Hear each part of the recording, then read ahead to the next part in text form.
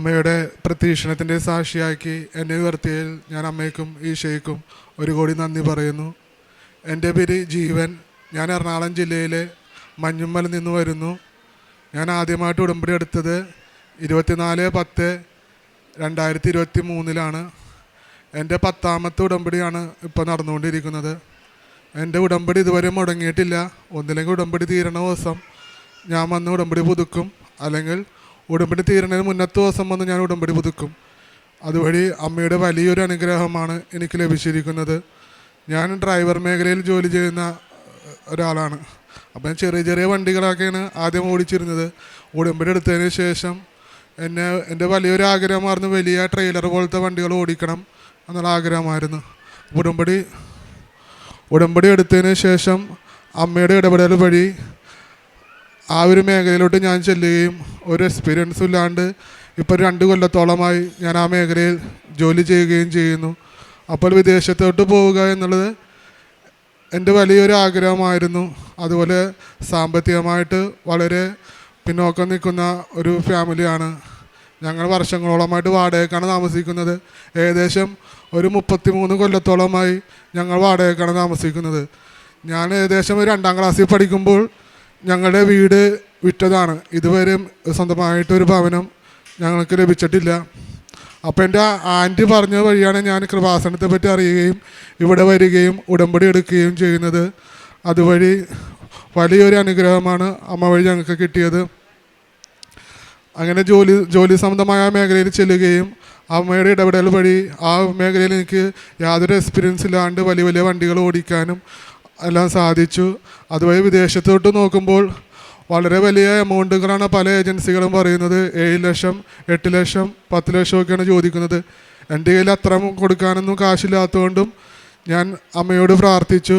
അങ്ങനെ എൻ്റെ ഒരു കൂട്ടുകാരൻ യൂറോപ്പിലോട്ട് പോവുകയും അവൻ പോയതിന് ശേഷം ഞാനൊരു 5ാമത്തെ ഉടമ്പടി നടന്നുകൊണ്ടിരിക്കുമ്പോൾ അവൻ വിളിക്കുകയും അവൻ്റെ കമ്പനിയിലേക്ക് വേക്കൻസി ഉണ്ടെന്നും വളരെ കാശൊന്നും ചിലവില്ലാണ്ട് പോകാൻ പറ്റും, ഏജൻസി ഒന്നുമില്ല, ഡയറക്റ്റാണ് എന്നൊക്കെ പറയുകയും അങ്ങനെ അത് സ്വന്തമായിട്ട് അതിൻ്റെ പേപ്പർ വർക്കുകളൊക്കെ ചെയ്യുകയും അതിൻ്റെ ഡൽഹിയിലുള്ള എംബസി ഇൻ്റർവ്യൂ കഴിയുകയും അതിലെ എക്സാം എല്ലാം അമ്മയുടെയും കാരുണ്യത്താൽ എല്ലാം പാസ്സാവുകയും അമ്മയുടെ നേർച്ച വസ്തുക്കൾ ഉപയോഗിക്കുകയും അതുവഴി ആ എക്സാം പാസ്സാവുകയും ചെയ്തു.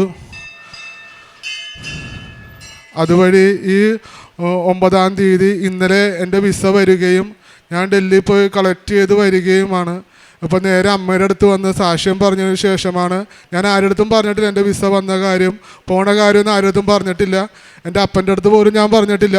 ആകെ എൻ്റെ വൈഫിനും എനിക്ക് ഡൽഹി പോകാനുള്ള ടിക്കറ്റ് ബുക്ക് ചെയ്ത് എൻ്റെ കൂട്ടുകാരനും മാത്രമേ അറിയാൻ പാടുള്ളൂ. ഞാൻ ഇങ്ങനെ ചാൻസ് റെഡി ആയിട്ടിരിക്കുന്നതാണ്. ഈ 19ാം തീയതി ഞാൻ പോകണേണ്. സ്ലോവേനിയ എന്ന കൺട്രിയിലോട്ടാണ് പോണത്. ഞാൻ അവിടെ പോയിട്ടും എക്സാമുകളൊക്കെ ഉണ്ട് പാസ്സാവാനായിട്ട്. കോഡ് 95 പോലുള്ള എക്സാമുകളുണ്ട്. അത് ഭയങ്കര ടഫാണ്. അതിൽ അമ്മയുടെ മാധ്യസ്ഥം വഴി എനിക്ക് മുന്നോട്ട് പോകാൻ പറ്റുമെന്നും ഞാൻ വിജയിക്കുമെന്നും പ്രതീക്ഷിക്കുന്നു. പിന്നെ ഞാനിവിടെ വല്ലാർപാടത്തെ ഒരു കമ്പനിയിൽ ട്രെയിലർ ഓടിച്ചുകൊണ്ടിരിക്കുകയാണ്. അപ്പോൾ ഞാനൊരു പഴയ ഒരു വണ്ടിയാണ് ഓടിക്കുന്നത്. ഒരു 2012 മോഡൽ പഴയ വണ്ടിയാണ് ഓടിക്കുന്നത്.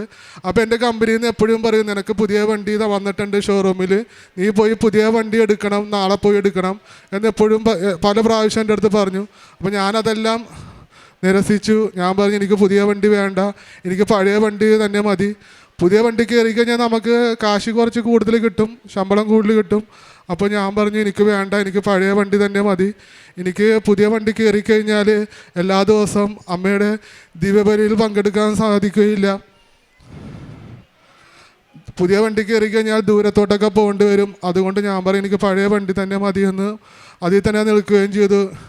ഇപ്പോൾ ആ വണ്ടി തന്നെയാണ് കഴിഞ്ഞ ആഴ്ച വരെ തുടർന്നത്. ആ കമ്പനിയിൽ ഞാൻ ഇറങ്ങുകയും അടുത്ത ആഴ്ച ഇതിനു വേണ്ടിയുള്ള വർക്കുകളെല്ലാം റെഡിയാക്കുകയും ചെയ്യുകയാണ്. പിന്നെ ചൊവ്വാഴ്ച ദിവസങ്ങളിൽ അച്ഛൻ്റെ ധ്യാനങ്ങൾ മുടങ്ങാതെ കൂടാറുണ്ട്. ഡെയിലിയുള്ള 5:30 ഡെയിലി ബ്രെഡ് എല്ലാം കൂടാറുണ്ട്, സ്റ്റാറ്റസ് ഇടാറുണ്ട്, പിന്നെ സാക്ഷ്യങ്ങൾ കേൾക്കാറുണ്ട്. പിന്നെ പ്രേക്ഷിത പ്രവർത്തനത്തെ പറ്റി പറയുകയാണെങ്കിൽ പത്രങ്ങൾ മേടിച്ച് ഞാൻ പല സ്ഥലങ്ങളിൽ വിതരണം ചെയ്യുമായിരുന്നു. ഓട്ടം പോകുമ്പോഴും പല സ്ഥലത്ത് കൊടുക്കും. പിന്നെ എനിക്ക് പെട്ടെന്നൊരു തോന്നൽ വന്ന് പത്രങ്ങൾ ഇവിടെ നിന്ന് പുതുക്കുമ്പോഴും അല്ലാണ്ട് ഈ ആലപ്പുഴ ഭാഗത്തോട്ടൊക്കെ വരുമ്പോഴും ഞാൻ എപ്പോഴും മേടിക്കും പത്രം. അപ്പോൾ എൻ്റെ അടുത്ത് പറഞ്ഞ് എടപ്പള്ളി ലുലു മാളും മെട്രോ സ്റ്റേഷനിൽ നിൽക്കുന്ന ആ ഏരിയയിൽ എൻ്റെ അടുത്ത് പത്രം കൊടുക്കണമെന്നൊരു തോന്നൽ വന്ന്. പിന്നെ അവിടെ തന്നെയാണ് ഞാൻ ന്യൂ ജനറേഷൻ പിള്ളേർക്കാണ് കൂടുതലും പത്രങ്ങൾ കൊടുക്കുന്നത്. അതേ കാര്യങ്ങളൊക്കെ പറഞ്ഞു തന്നെ കൊടുക്കാറുണ്ട്. പിന്നെ വഴിയിലുള്ളവർക്ക് ഭക്ഷണങ്ങൾ എല്ലാവരും ഉച്ചക്കാണ് ഊണ് മേടിച്ച് കൊടുക്കുന്നത്. ഞാൻ കൂടുതലും രാത്രിയാണ് ഭക്ഷണം കൊടുക്കുന്നത്. രാത്രി ചപ്പാത്തി കറികളൊക്കെ ഞാൻ വീട്ടിൽ വെച്ചല്ല, പാഴ്സൽ മേടിച്ചാണ് കൊടുക്കാറ്. 10-12 പാഴ്സൽ മേടിച്ചിട്ട് രാത്രി 7 മണി 8 മണിயான ടൈമിൽ എറണാകുളം, എടപ്പള്ളി, പാലാരിവട്ടം, കലൂർ ആ ഭാഗങ്ങളിൽ ബൈക്കിന് പോയിട്ട് ആണ് കൊടുക്കാറ്. പിന്നെ കാരുണ്യ പ്രവൃത്തികളെ കുറിച്ച് പറയുകയാണെങ്കിൽ, കാരുണ്യ പ്രവൃത്തി ചെയ്യണമെന്ന് ഉടമ്പടി എടുത്തപ്പോൾ തൊട്ട് എനിക്ക് ഭയങ്കര ആഗ്രഹമായിരുന്നു. അപ്പോൾ ഉടമ്പടി കാരുണ്യ പ്രവൃത്തി ചെയ്യാൻ വേണ്ടി പല സ്ഥലങ്ങളും അന്വേഷിച്ച്, പല സ്ഥലങ്ങളിലും അമ്മച്ചിമാർ താമസിക്കുന്ന ഓർഫനേജുകളും അമ്മച്ചിമാർ താമസിക്കുന്ന സ്ഥലങ്ങളാണ് കൂടുതൽ. അപ്പോൾ ഞാനിങ്ങനെ ഗൂഗിളിലും അല്ലാണ്ടൊക്കെ സെർച്ച് ചെയ്ത് ഇത് എവിടെ പോയിട്ട് കാരുണ്യ പ്രവൃത്തി ചെയ്യാൻ പറ്റും. അങ്ങനെ പ്രാർത്ഥിച്ചപ്പോൾ മാതാവ് എനിക്കൊരു സ്ഥലം കാണിച്ചു തന്ന്. എൻ്റെ വീട്ടിൽ നിന്ന് ഏകദേശം 20 കിലോമീറ്റർ ദൂരെയാണ് പെരുമ്പാവൂർ പോണ ഭാഗത്തോട്ട്. അവിടെയുള്ള ഒരു പ്രത്യാശ ഭവൻ എന്ന സ്ഥലത്താണ്. അവിടെ 60-62ഓളം മാനസികമായ അപ്പച്ചന്മാർ താമസിക്കുന്ന സ്ഥലമാണ്. അവിടെ എല്ലാവരും റോട്ടിൽ നിന്ന് കിട്ടിയ ആളുകളാണ് എല്ലാവരും. അതിൽ മലയാളികളുണ്ട്, ഹിന്ദിക്കാരുണ്ട്, തമിഴന്മാരുണ്ട്, കന്നഡക്കാരുണ്ട്, എല്ലാവരും ഉണ്ട്. അപ്പോൾ അവർ എല്ലാ ഞായറാഴ്ചയും ഞാൻ അവിടെ പോവും. എല്ലാ ഞായറാഴ്ചയും അവർ 8 മണി തൊട്ട് ഉച്ചയ്ക്ക് 2 മണി വരെ അവിടെ ചെന്ന് ഇവരെ കുളിപ്പിക്കാനും അവർ നഖം വെട്ടാനും അവരെ വസ്ത്രങ്ങൾ മാറ്റാനും അവർക്ക് ഭക്ഷണം വാരി കൊടുക്കാനും എല്ലാത്തിനും കൂടും. അപ്പോൾ എല്ലാ ഞായറാഴ്ചയും പോകുന്നതുകൊണ്ട് ഞാൻ പല ഞായറാഴ്ചയുള്ള കല്യാണങ്ങളും അങ്ങനെയുള്ള ഇതൊക്കെ വിളിച്ചു കഴിഞ്ഞാൽ ഞാൻ പോകത്തില്ല. ഒന്നില്ലെങ്കിൽ വൈകിട്ട് പോവും, അല്ലെങ്കിൽ ശനിയാഴ്ച വൈകിട്ട് പോകും, അല്ലെങ്കിൽ ഞായറാഴ്ച വൈകിട്ട് പോകും. അല്ലാത്ത സമയത്ത് ഞാൻ പോകാൻ ഉദ്ദേശിക്കാറില്ല. പ്രത്യാശവനിൽ പോകാണ്ട് എനിക്കൊരു നിമിഷം അങ്ങനെ ഞായറാഴ്ച എൻ്റെ കടന്നു പോയിട്ടില്ല ഇതുവരെ. അപ്പോൾ എനിക്ക് ഈ ഒരു ഞായറാഴ്ചയും കൂടി അവിടെ പോയിട്ട് അവരുടെ കൂടെ ചിലവഴിക്കാൻ പറ്റത്തുള്ളൂ. അടുത്ത ഞായറാഴ്ചയാണ് എൻ്റെ ഫ്ലൈറ്റും എനിക്ക് പോകേണ്ടതും. അവിടെ പോയിട്ടുമുള്ള എല്ലാ കാര്യങ്ങളിലും അമ്മയുടെ ഈശോയുടെയും സംരക്ഷണം ഉണ്ടാവുമെന്ന് ഞാൻ പൂർണ്ണമായി വിശ്വസിക്കുന്നു. ഇത്ര അനുഗ്രഹങ്ങൾ ചെയ്ത എന്ന അമ്മയ്ക്കും ഈശോയ്ക്കും 1,000 കോടി നന്ദി പറഞ്ഞു. മലാക്കി പ്രവാചകൻ്റെ പുസ്തകം 3-ാം അധ്യായം 17-ാം തിരുവചനം. സൈന്യങ്ങളുടെ കർത്താവ് അരുളി ചെയ്യുന്നു, അവർ എൻ്റേതായിരിക്കും. ഞാൻ പ്രവർത്തിക്കുന്ന ദിവസം അവർ എൻ്റെ പ്രത്യേക അവകാശമായിരിക്കും. പിതാവ് തന്നെ സേവിക്കുന്ന പുത്രനെ എന്ന പോലെ ഞാൻ അവരെ രക്ഷിക്കും. ആൻ്റണി ജീവൻ എന്ന ഈ സഹോദരൻ്റെ വളരെ ശക്തമായ പ്രത്യക്ഷീകരണ സാക്ഷ്യത്തിൽ നിന്ന് നമുക്ക് മനസ്സിലാകുന്നത്, സമയച്ചുരുക്കത്തിൻ്റെ അമ്മ അദ്ദേഹത്തിൻ്റെ വലിയ ഒരു ജീവിതഭാരം ലഘൂകരിച്ച് ജീവിതഭാരം കുറച്ച് നൽകിയ ഇതിൻ്റെ വലിയ സാക്ഷ്യമാണ് അദ്ദേഹം ഇവിടെ ഏറ്റുപറഞ്ഞത്. അദ്ദേഹം ഒരു ചെറിയ തുടക്കത്തിൽ ഒരു നല്ല ഡ്രൈവറാണ്. അതിൽ നിന്ന് ഉടമ്പടിയെടുത്ത് തൻ്റെ വീടിന് വേണ്ടിയും തനിക്ക് 30 വർഷമായിട്ടുള്ള ഒരു വാടക വീട്ടിൽ നിന്നുള്ള ഒരു മോചനം, അതുപോലെ തന്നെ ഒരു നല്ല ജോലി, ഇതൊക്കെയായിരുന്നു അദ്ദേഹത്തിൻ്റെ ഫിസിക്കൽ നീഡ്സ് അദ്ദേഹം നിയോഗങ്ങളായി എഴുതിയത്. അവിടെ നിന്ന് പരിശുദ്ധ അമ്മയുടെ മധ്യസ്ഥതയിൽ ഈശോയിൽ നിന്ന് ലഭിച്ച അനുഗ്രഹങ്ങൾക്ക് അദ്ദേഹം നന്ദി പറയുമ്പോൾ ഇന്ന് അദ്ദേഹം എത്തിച്ചേർന്നത് വിദേശത്തേക്ക് പോകാനുള്ള ടിക്കറ്റും വിസയുമായിട്ടാണ്. അദ്ദേഹം ഇന്ന് ഈ അൾത്താരയിൽ പരിശുദ്ധ അമ്മയോട് നന്ദി പറയുന്നത്.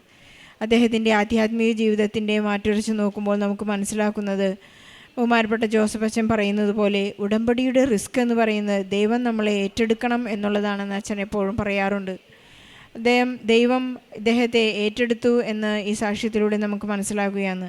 വിശ്വാസ ജീവിതത്തിൽ നിലനിൽക്കാൻ അദ്ദേഹം ആഗ്രഹിക്കുന്നു എന്ന് ഈ സാക്ഷ്യത്തിലൂടെ നമുക്ക് മനസ്സിലാക്കുകയാണ്. കൃപാസനത്തിൻ്റെ സംസ്കാരം ഒരു മരിയൻ ഉടമ്പടിയിൽ താഴ്മയെ തൃക്കൺ പാർക്കുകയാണ്. അദ്ദേഹത്തിൻ്റെ സ്റ്റാറ്റസ് തന്നെ അദ്ദേഹം ലോ ചെയ്ത് അദ്ദേഹത്തിൻ്റെ ഏറ്റവും വലിയ നിലപാടുകളാണ്, ഞാൻ ദിവ്യബലി ഒരിക്കലും മുടക്കുകയില്ല, എനിക്ക് പുതിയ സാധ്യതകൾ, സാമ്പത്തിക നിലവാരം ഉയർത്താനുള്ള സാധ്യതകൾ, പുതിയ വണ്ടി എടുത്താൽ എനിക്ക് സാധിക്കും. പക്ഷെ അങ്ങനെയാണെങ്കിൽ എനിക്ക് ദൂരസ്ഥലങ്ങളിൽ പോയി 2-3 ദിവസം അവിടെ താമസിക്കേണ്ടി വരുമ്പോൾ എനിക്കെൻ്റെ ഈശോയെ സ്വീകരിക്കുന്നത് നഷ്ടപ്പെടും. ആ ഒരു ദിവസമെങ്കിലും എനിക്ക് നഷ്ടപ്പെടണ്ട എന്നുള്ള അദ്ദേഹത്തിൻ്റെ ജീവിതത്തിൻ്റെ കൃപാസനത്തിൻ്റെ ഒരു ഉടമ്പടിയുടെ നിലപാട് അദ്ദേഹം ഏറ്റുപറയുകയാണ്. എനിക്ക് ഈശോയാണ് എൻ്റെ ജീവിതത്തിലെ ഏറ്റവും വലിയ പ്രയോറിറ്റി എന്ന് അദ്ദേഹം ഏറ്റുപറയുന്നു. അതുപോലെ തന്നെ ഞായറാഴ്ച കർത്താവിൻ്റെ ദിവസം പരിശുദ്ധമായി ആചരിക്കണം എന്ന 3-ാം പ്രമാണം വളരെ ശക്തമായി അദ്ദേഹം നിലകൊള്ളുന്നത്, ഏറ്റെടുത്തിരിക്കുന്നത് തൻ്റെ ദിവ്യബലിക്ക് ശേഷം പള്ളിയിലെ കർമ്മങ്ങൾക്ക് ശേഷം അദ്ദേഹം പോകുന്നത് മറ്റുള്ള ആരുമില്ലാത്ത മക്കളെ സഹായിക്കാനാണ്. ഇന്ന് ആ ഞായറാഴ്ചകളിൽ അദ്ദേഹം ഇവിടെ നിന്ന് ഈ ഇന്ത്യയിൽ നിന്ന് വിട്ടുപോകുമ്പോൾ അദ്ദേഹത്തിനൊരു സങ്കടം. കാരണം ഈശോ കാലു കഴുകിയപ്പോൾ നിങ്ങളും ഇതുപോലെ ചെയ്യുക എന്നൊരു മോഡൽ ഈശോ നമുക്ക് നൽകിയിട്ടുണ്ട്. ആ മോഡൽ അദ്ദേഹത്തിന് ഇനിയും ചെയ്യണം. അവരോടുള്ള സ്നേഹവും വാത്സല്യവും അവരോടുള്ള ആത്മാർത്ഥതയുമെല്ലാം ഈ ഒരു ആഴ്ചക്കാലം എനിക്ക് ലഭിക്കുകയില്ലല്ലോ. അങ്ങനെ ഈശോയുടെ കാല് കഴുകാൻ, അവരെ സേവിക്കുവാൻ എനിക്ക് സാധിക്കുകയില്ല എന്നൊരു സങ്കടത്തോടു കൂടിയാണ് അദ്ദേഹം ഇവിടെ ഈ സാക്ഷ്യം അവസാനിപ്പിക്കുന്നത്. ഉടമ്പടിയിൽ നിലനിൽക്കുന്നവർക്കെല്ലാം തന്നെ ഈശോ നൽകുന്ന അനുഗ്രഹങ്ങൾ വളരെ വലുതായിരിക്കും. തനിക്കുള്ള സാധ്യതകളെല്ലാം അദ്ദേഹം വേണ്ടെന്ന് വെച്ചപ്പോഴാണ് ഈശോ വലിയ ഒരു സാധ്യത പരിശുദ്ധ അമ്മയുടെ മധ്യസ്ഥതയിൽ നൽകിയിരിക്കുന്നത് എന്ന് നമുക്ക് മനസ്സിലാക്കാം. ജീവിത പ്രതിസന്ധികളിലൂടെ കടന്നു പോകുന്നവർ, വീടില്ലാതെ വിഷമിക്കുന്നവർ, ജോലിയില്ലാതെ വിഷമിക്കുന്നവർ, തൻ്റെ കുടുംബത്തിന് വേണ്ടി അധ്വാനിക്കുന്ന എല്ലാ സഹോദരങ്ങൾക്കും വേണ്ടി, അവരുടെ നിയോഗങ്ങൾക്ക് വേണ്ടി പ്രാർത്ഥിച്ചുകൊണ്ട് ഈശോയ്ക്കും പരിശുദ്ധമ്മയ്ക്കും നല്ലൊരു കൈയടി നൽകി ജീവൻ്റെ ഈ സാക്ഷ്യം നമുക്ക് സമർപ്പിക്കാം. അത്യപൂർവ ദൈവാനുഭവങ്ങൾ ഇനി നിങ്ങൾക്കും സ്വന്തം.